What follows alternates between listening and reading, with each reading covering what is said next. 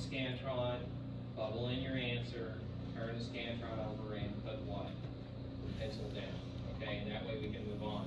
So we'll have, again, at the very end, a couple of we can go back to review if you have questions about specific ones, okay? That's all we're going to do on Tuesday. I don't think we have anything that's going to be assigned. So we will have our unknown Tuesday, so all of you guys are unknown next Thursday. And you're going to start doing this on your own, okay, for identification. So this is going to be based on the ability to understand how to do some of these things. I'm not going to let you guys just kind of flounder around and not know what to do, but we'll go over some of the different areas that we need to focus in on, and I'll give you guys guidance individually about how to do these tests, okay? So, but that's going to start up next Thursday. Then Tuesday we have our exam first, okay? This is our second exam here, worth 100 points. Okay, so the first exercise we did in this section is exercise 19. This is dealing with what is called enzyme hydrolysis test, okay? There were several different enzymes that we looked at based on the media that was being used. So we had starch, amylase is the enzyme, and then the substrate here is starch. Caseinase is the enzyme, casein is the substrate here, gelatinase, and also collagenase. These are basically the same enzymes that target gelatin and collagen. Okay, so those are basically overlapping. DNase is an enzyme that targets DNA as the substrate. Lipase is the enzyme that targets lipids like tributylin. Tributylin is the substrate here. And then the last one was urease, right here. Look at that, urease. And the target substrate for it is urea. Okay? So we're going to go through each of these, so make sure you guys study this. You need to know the enzymes that are specific for the substrates that are being tested here. Okay? Yep. The gelatinase was the answer, like the substrate for that was collagen, but I know it's collagenase, but I'm just mentioning that just in case. Okay, that's fine. I mean, yeah, because I'll look at this and like I said, I go through all of those to see what your responses are. Because I can open up all your responses to each one to figure out if you got missing points. And most of the time I'll go in there and see that. And everybody's seen this, right? You guys have missing points and they'll report it in Canvas as full credit. Because a lot of times the grading analog in Top Hat screws up and it doesn't read through whatever you put in.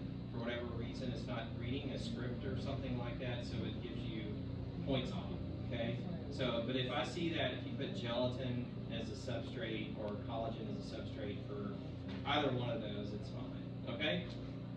All right, so the first one is the starch hydrolysis test, okay? This is again dealing with the enzyme amylase, okay? And so one of the things that we have to add to this media after it's been incubated is this guy right here, which is iodine, right? So you add iodine to the media after it's been incubated, which is down here. So you put it in the incubator at 37 degrees overnight, and then you add, it says right here, a thin layer of iodine to it. So the iodine binds to the starch, and if starch is not there, it's going to be clear. Okay, so that's a starch plate, but we'll look at the results a little bit later on. Casein is a milk protein, okay, and caseinase is the enzyme that targets that substrate. And so we're looking for clearing areas around the growth. Indicates that it is breaking down casein, and so you're going to see almost like a clear area around the growth, indicating that the organism is breaking down casein. You don't add anything to it. Okay, this media just has milk in it. You can see it right there. Gelatin is the what you guys know as Jello commercially. This particular medium has carbohydrates and proteins, mostly collagen in it. And so the enzyme gelatinase and collagenase both target gelatin. And so this is in a tube media. So if you remember this one, we stabbed into it. It's a gelatin agar. And then after we put it into the incubator. What did I have you guys do? We put it into that over there, which is what? A refrigerator, and we kept it in the refrigerator over 10 minutes. Why did we do that? To see if it would what? Re-solidify, because if you know Jell-O, like at home, if you leave it out, it turns to water, right? So you put it back in the refrigerator and it re-solidifies, okay? So, but if the organism breaks down collagen, it won't re-solidify, it remains what? A liquid, okay? So that's why we put it into the refrigerator, and there is the gelatin tube. So again, collagen is the same thing. All right, we're not going to talk about that. DNA hydrolysis, so this is looking at the enzyme DNase targeting DNA in the media. This media contains a specific pH indicator called phenol, or not pH indicator, but an indicator called methylene green. This is a dye that's attracted to DNA, right? So which is right here.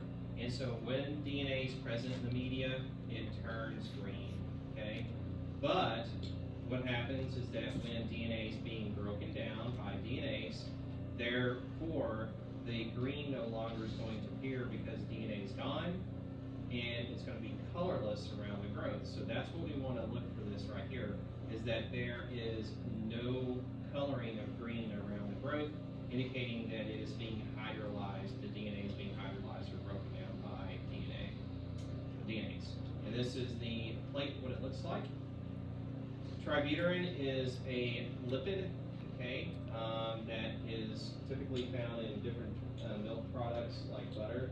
And tributylin is it's a fat that's used a lot in microbiology to test for lipase activity. And so lipase is the enzyme that breaks down tributylin and other lipids or fatty acids. You add this to the media. This media also contains another component added to it called spirit blue. Okay, and what spirit blue does is it associates with tributylin, and when tributylin is being broken down by lipase, it can do two things. It can cause the media to turn clear, okay, or lighter blue, and also, which is right here, the colonies can turn blue as well. Okay, so when they turn blue, or the media turns a lighter color, this indicates that the organism is positive for the hydrolysis of tributylin. And there's the spirit blue tributylin plates. The last test that was listed here is urea hydrolysis, and this is the urease test. So the ammonia, which is right here, this is the gas that's produced, that it is basic. And so what we're looking for at this, because phenol red is added to it, which is right there, it turns bright pink when ammonia is being produced at a high concentration. So a lot of times when urea is being broken down by urease, it releases ammonia and carbon dioxide. So ammonia is what's going to cause the media to turn bright pink, indicating that the urease enzyme is being produced. Okay? So it's just ammonia. Just remember ammonia is being produced from this. It causes the media to turn basic, and then the pH indicator, which is this right here, in all red, turns what color? Pink. Okay. And then let's look at some of the different results here. So we've got the starch hydrolysis result. All of these are positive.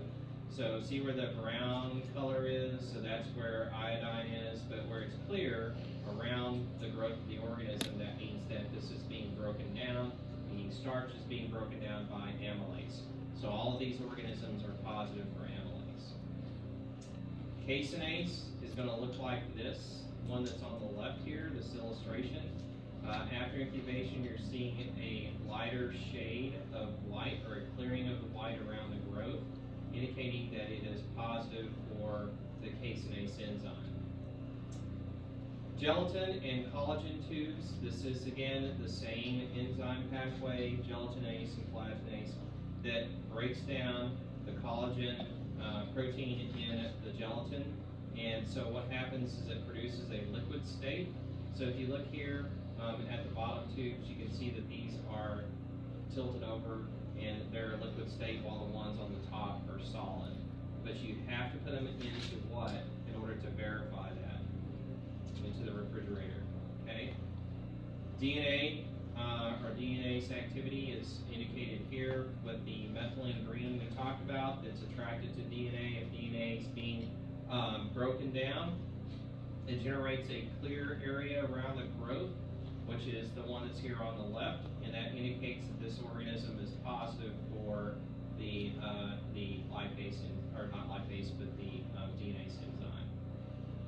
Tributyrin, spirit blue plates. These are the blue plates that we were talking about earlier that have the tributyrin and spirit blue in them. So what will happen in two different ways is that the colonies can either break down and lighten the blue color, as you see here in this top plate that's on the left side. Okay, see that right there? That indicates it's positive for lipase. The one down here is also positive for lipase because the colony turns a blue color. Does everybody see that right there? So the growth is blue here. It's not blue on the top one, but both of these test results here on the left side of each of the plates indicates that this is positive for lipase activity. Okay, whether it's clearing around the growth or the growth produces blue colonies. And the last test was this guy right here, which was the urease test. And so what we're looking for is what color here? We're looking for the pink one, so which one's positive here? The one that's on the left. Does everybody see that right here? So the one that's on the right is negative for urease activity. The one that's on the left is positive. How do we know that? Because it turns pink. We talked about that. Why does it turn pink? Because of phenol red. When the conditions are alkaline. Why does this turn basic or alkaline? Because of what gas is being produced. What gas is being produced? Ammonia. Okay? So ammonia gas is produced, causing the media to turn to an alkaline pH. Phenol red turns what color? Pink. Okay. Any questions about that? Any questions? All right. So the next one is selective media, differential media. We tested a couple of different medias with this. We did one which was a EMB media, I believe that's what it was. And then we also did the PEA media. So these are the two different ones that are up here that are listed, EMB and PEA.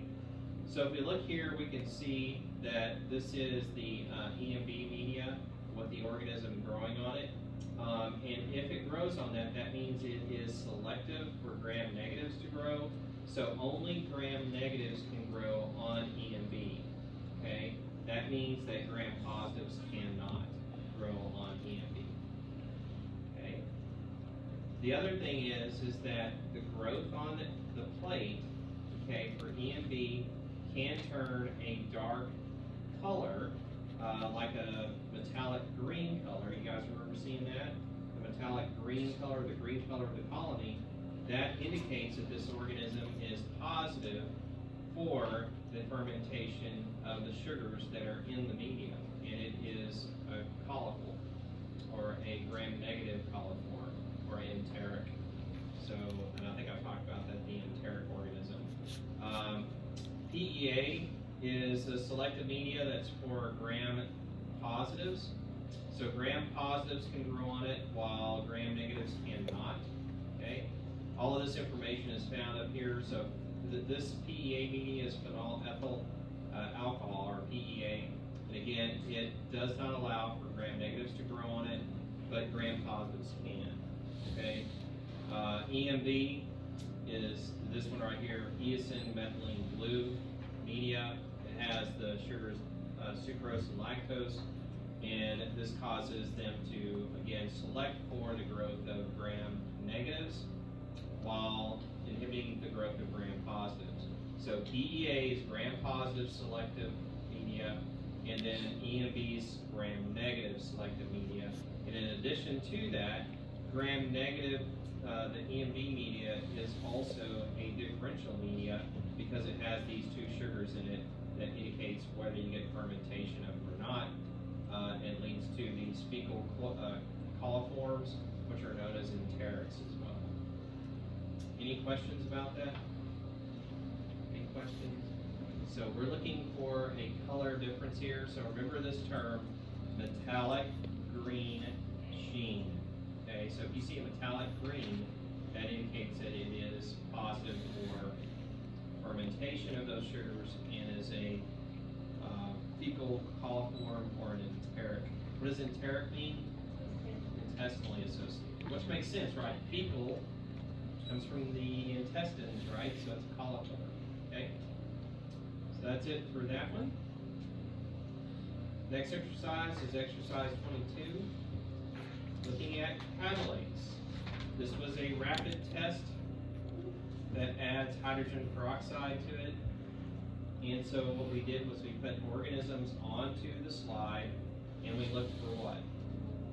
Bubbles, right? So this is a positive test here that we see in the middle. This can indicate that this is a couple of different things, right? This is a differential test that identifies Staphylococcus from Enterococcus and Streptococcus species, okay? So Staphylococcus and also Micrococcus are catalase positive, while Enterococcus and Streptococcus are what? Catalase negative. So which of the two sets of organisms is going to produce the bubbles that we see? The first set. So Staph and Micrococcus are always going to be bubble positive because they are catalase positive organisms. And then Enterococcus and Streptococcus are going to not have bubbles because they are catalase negative. Okay? What gas is being produced in this pathway right here that is generating the bubbles? Right there, oxygen. So oxygen is the gas being produced that's generating the bubbles that we see for this test. But it's only going to be present when what is produced? Catalase. Okay?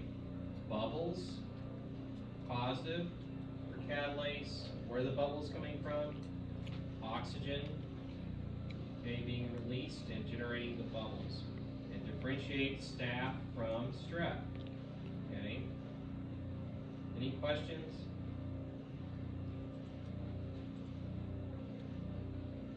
Somebody say something? For the catalase negative, is Streptococcus. So strep and enterococcus. Oxidase. Oxidase is an enzyme that's utilized by bacteria that are aerobic dependent. Okay? And this is an important test that differentiates a couple of different organisms from each other. Differentiates staph from Micrococcus. Staph is oxidase negative. Micrococcus is oxidase positive. And as far as the gram-negatives are concerned, it differentiates gram-negative aerobics and microaerophilic organisms from those that are oxidase negative, which are these guys right here that are facultative anaerobic rods mostly. Okay? So again, for the gram-positives, it's going to be differentiating staph from Micrococcus. Staph is always going to be negative for oxidase, while Micrococcus is positive. The gram-negatives, this is the aerobic organisms for the most part, also microaerophilic organisms that are oxidase positive, while the facultative anaerobes are oxidase negative. So the way that we did this is this guy right here, right? So we did the strip, we put the organism onto the strip, and we were looking for what color?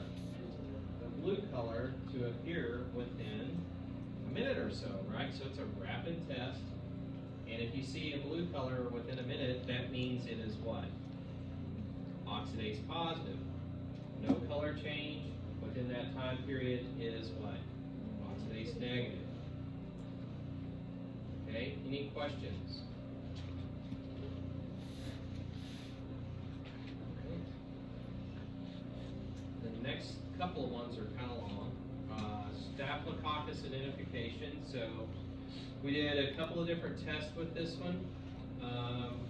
The first one was the coagulase test. And coagulase is an enzyme that helps to clot blood. Okay, so this one we used what to test if it clots blood or not? Rabbit plasma. Okay, so rabbit plasma, we put the organisms into it, we put them into the incubator, and then we looked for what? The little clotting or gel-like state at the very bottom. So if you see the gel-like state at the very bottom, this indicates that this organism is more than likely a pathogen that is Staph aureus. So this would be a pathogenic staph, okay, in that particular case. That would be positive for coagulase. So again, rabbit plasma, gel-like state is positive for the coagulase enzyme. Mannitol salt agar, what does it have in it? All red and mannitol and salt. Okay, so the mannitol we know is a carbohydrate, right? And then the salt is selective. Okay, for staph to grow on it, right? So there are different things that are added to it to make it a selective and differential media. The salt that's added in is in a concentration up here at 7.5%. So that is the selective component. Mannitol is added in to confirm whether the staph that grows on it is capable of fermenting mannitol or not. If it ferments mannitol, what color is it going to change? Yellow. It's going to change yellow, right? That's positive for mannitol fermentation. So those are the two things. We're looking for growth first. If it grows, it's staph.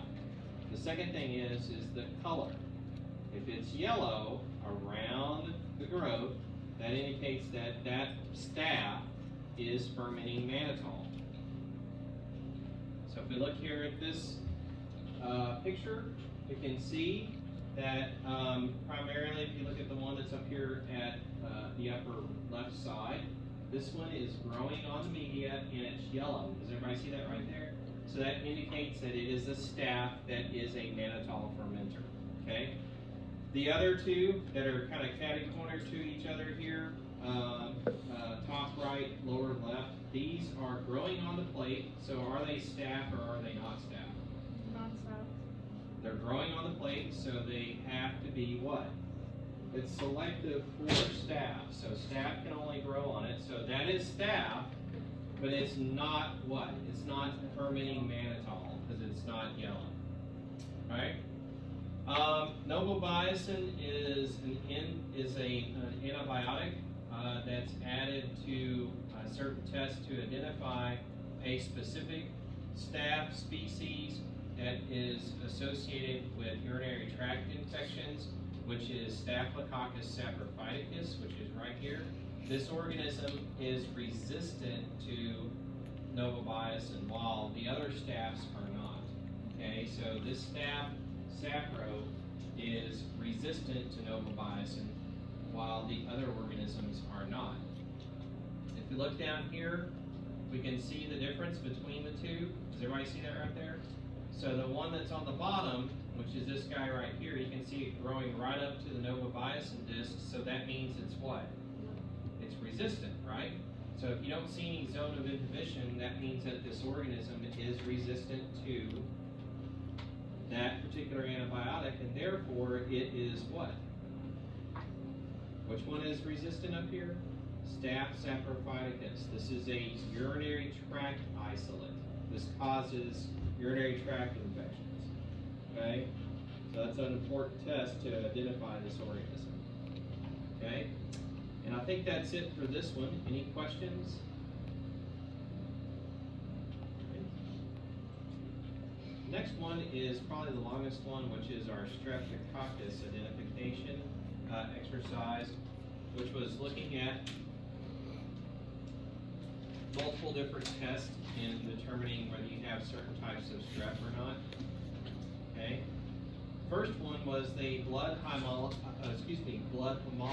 test, and there are 3 types of hemolysis patterns that we talked about, right? What are they? Alpha, beta, and gamma. Which one produces complete hemolysis? Beta. Okay, beta is complete. Alpha is partial or incomplete, and then gamma is what? No homolysis. Okay, has everybody got that? Beta is complete, alpha is partial or incomplete, and then gamma is no homolysis at all. Okay? So if we look at this pictures here, the top one, as we look through, remember the beta, you can see through the plate all the way to the other side. So that would be complete or beta homolysis here on the very top. The one in the middle right here has green around the colonies. You can't see all the way through it, can you? So this would be alpha, which would be partial. So you see the green or the gray around the colonies. And then the last one here is no hemolytic activity, which would be what? It's not beta, it's not alpha, it is gamma. Alright. Bile esculin hydrolysis. This is a test to identify intestinal associated strep versus oral associated strep. Okay? Remember, bile is produced in the liver. It's secreted into the small intestine. So any organisms that are exposed to bile are going to be able to grow in the presence of bile. So that would be our intestinally associated streptococci, known as enterococci. Okay? Oral streptococci can't grow in the presence of bile, right? Because bile is like a salt. The other thing that's added to this media is a carbohydrate called esculin. Okay? And so what esculin does is that it is fermented when organisms grow in the presence of bile, and it produces a black color, okay, as it grows. So which is right here, it says the media turns black, indicating that the organism fermented the carbohydrate esculin. Okay, so we're looking for growth, number one, that indicates it is an intestinally associated strep or an enterococcus. And then number two, if the media is turning black. Okay? So if we look here at this picture, we can see that the tube that's on the right of this panel of 3 tubes, does everybody see that right there? That one is positive for the VEA test, so this would be an enterococcus organism for an intestinally associated streptococcus. So everybody got that? The oral strep can't grow on this. Why can't it grow on this? Why can't oral strep grow on this media? Because it is inhibited by the salt, the bile, right? Okay. Right? So, blackening and growth.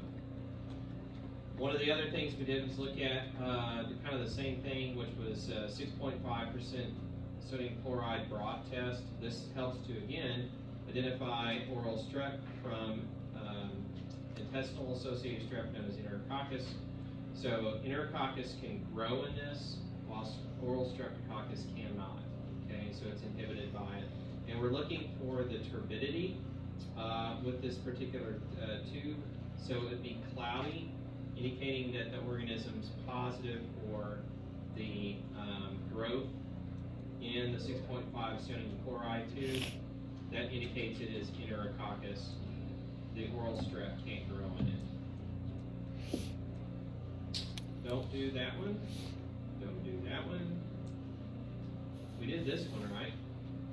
Okay, even though some of you didn't get results on it, but we did the PYR test. PYR test helps to identify group A strep, okay, that produce this particular enzyme. And we did this little disc test. Does everybody see this up here on the upper right side? So if it turns pink, that means that this organism is positive for PYR, and it is group A strep. And group A strep causes what? Strep throat. Okay, this is the organism that causes strep throat. Right? The CAMP test. We did this one. Everybody's looked really good on this. This is the one where we put 3 different organisms on the same plate that were struck out perpendicular to each other. We had, in the middle, we had Staph aureus, and then on 2 other sides of it, we had Streptococcus agalactiae, which is that guy right there, and another strep, which it wasn't this one, but it was another one on the other side. And so what we're looking for is this widening hemolysis zone that existed between the staph, which is right here in the middle of the plate, and this guy that's over here to the right. This is a Streptococcus agalactiae, which is a group B strep. Okay, so group B streps will produce this kind of hemolytic pattern here, where it has that little widening area of hemolysis that interacts with the staph. Okay, so that's a positive CAMP test. Does everybody see that right there? So positive CAMP test is going to have that widened hemolysis zone. Don't worry about the antibiotics susceptibility testing. So there's quite a bit of stuff down here, but you guys know how to do all that stuff. Yeah. So on this exercise, which test you don't want us to study for? Which test do I want? Okay, let's talk about the ones I want you to study for. Alright. Okay, so the hemolysis, okay, Okay. you know that. Bile, esculin hydrolysis, you know that. Okay. 6.5% sodium chloride broth, you need to know that. Mm-hmm. PYR test, you need to know that. And the CAMP test. Okay. Thank you. You're welcome. So the CAMP test, again, is for group B strep. Okay, that is this guy right here, Streptococcus agalactiae. Right, and again, that pattern we're looking for is something like this little widened pattern. Okay, any questions? Any other questions about that? Okay, MVIC test. So there's a lot of stuff here. MVIC. So this is a test that's used to differentiate, this is important, gram-negative bacteria. Okay, it's used to differentiate gram-negative bacteria. There are 4 tests with 3 media. Okay, 4 tests with 3 media. The 4 tests are this right here: indole, methyl red, Vox proskyre, and citrate. Okay, and that's where you get the acronym MVIC. Okay, going left to right. The first media that we used was called SIM media. SIM media has the ability to test 3 different things. Sulfide reduction. The important one for the MVIC test is indole production, which is broken down from tryptophan to indole. And then motility. Okay, the main one is indole. That's the one I want you guys to remember for this one. Okay, so indole is a byproduct of this enzyme right here called tryptophanase. Tryptophanase breaks down this amino acid called tryptophan, and it releases 3 different things, but one of these is indole. And we can test for that. Okay, we can test for indole production with the SIM media. The way that we do that is we inoculate the media, and then we add in a reagent called Kovacs reagent.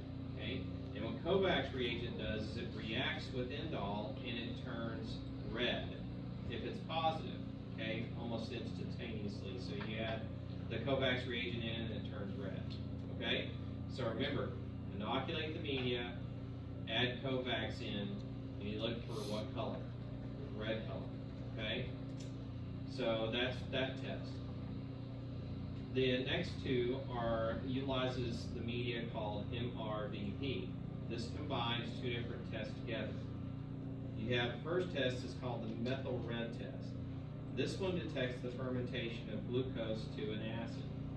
Okay, so it's going to test for the production of an acid in the presence of glucose. The other one is called Vox proskyre. This tests for the production of a base in the media that is not formed from fermentation. So don't pay attention to this. This is wrong. because it's not fermenting glucose, it's just producing a non-acidic product, which we'll talk about here. But Bo's Proskyre and methyl red are both used for this test. Methyl red is going to indicate conditions when their base are acidic. When you get below 4, this thing turns bright red.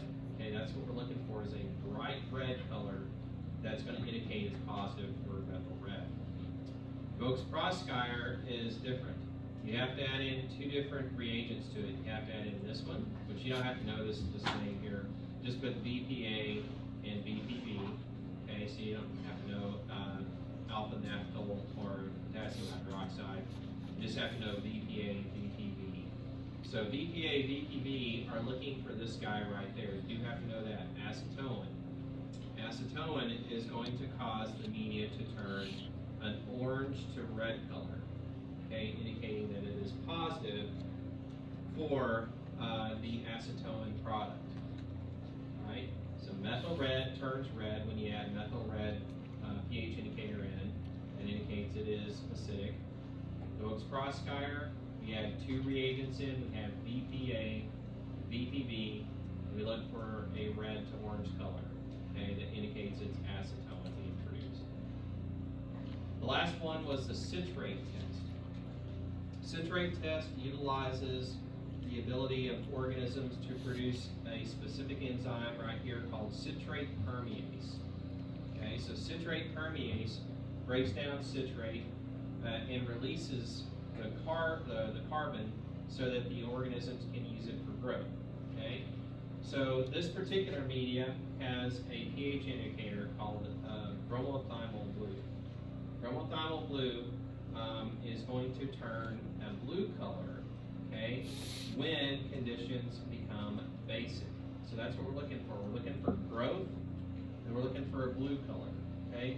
Blue color indicates that the organism is positive for citrate permease. So this doesn't have, you don't have to add anything to it. You just put the organism on, you look for the blue color. So down here is our test for the indole test, and if you look at all 4 of these tubes that are, well actually 4 tubes, I think that's a control tube here, but the 3 tubes that are on the right, the one that's on the far right, does everybody see it right there, that red layer at the very top? That is positive for indole after you add in Kovacs.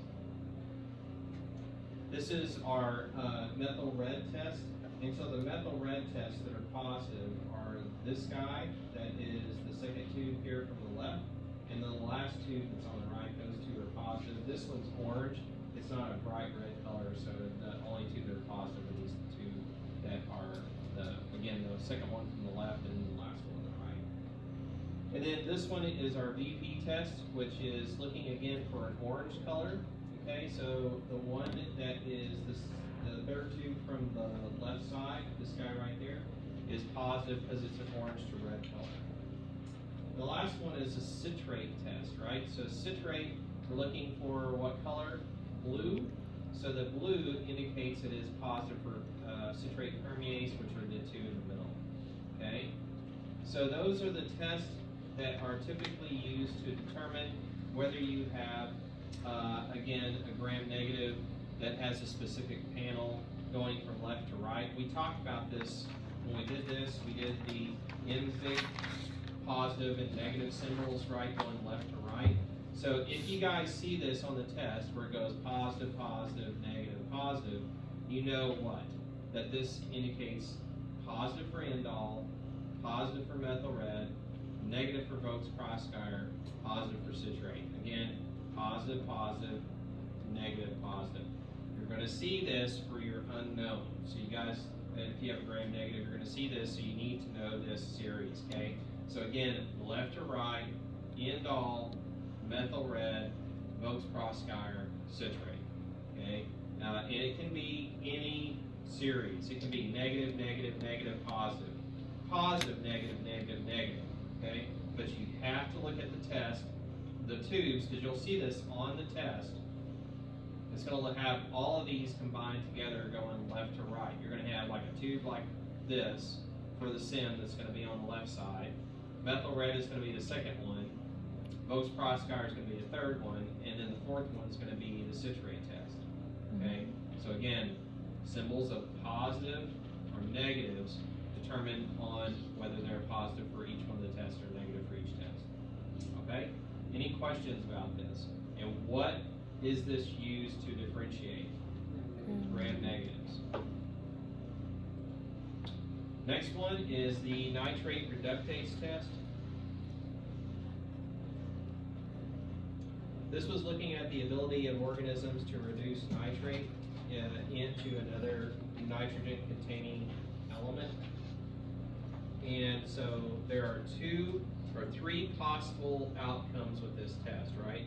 So if we look over here at this illustration that's on the right side, we inoculated the nitrate media with the organism. We put them into the incubator. Then we added nitrate A and nitrate B to the media, and we looked for what color? Red color that would be over here on the left side of this illustration. This indicates that this organism actually reduced, and this is right here, nitrate to nitrite, which is right there. So that would be a single-step reaction for this particular organism. If it turns red immediately after you add in nitrate A and B. If you add nitrate A and B in and it remains colorless, okay, as it indicates here, going to the right side of this illustration, what do we add in to test to see if nitrate is still there? Zinc. So we added zinc, right? So zinc can reduce nitrate to nitrite, and then what color does it turn? It turns red, right? So that indicates, if you go down here for the red after it adds zinc dust, it's negative for nitrate reductase. That means it does not, that organism does not produce nitrate, okay, because it's still there. However, if you add zinc in and it does not turn red, that means what? Nitrate's gone, okay, it's not there anymore, so therefore it's been reduced to something else besides nitrite, and it could be nitric oxide, down here nitric oxide, you have to remember all these terms, but just remember that it is beyond the nitrite stage of reduction. It's something else, some other nitrogen chemical species, but it's not nitrite, okay? Because if it was nitrite, it would turn red, okay? It only turns red, the reagents only turn red in the presence of nitrite. And I think that's it, okay? I'm not going to ask you anything else on that, but just make sure you guys know the sequence of events for this. Nitrate A and B, look for red color. Not red, you're going to add what? Zinc. Then you look for red color turning from the zinc as it reduces nitrate to nitrite. If it does, that means it's negative. The organism's negative for nitrate reduction. But if you don't see a color change, that means that nitrate is gone. It's been reduced to something else besides nitrite. Any questions about that? You guys seem like y'all are on a circuit overload here. Decarboxylase. This is an enzyme that breaks down amino acids and proteins. And what it does is it cleaves off the C-terminus end, which is the carboxyl end here. So the carboxyl end is broken off. And what's left behind is this right here, alkaline amine. Okay, so alkaline amine is, of course, alkaline. And so what happens is this is going to be detected in the media by the pH indicator that's added in called bromocresol purple, which is right there. Okay, bromocresol purple. So this media turns, or this pH indicator turns purple when it's alkaline and yellow when it's acidic.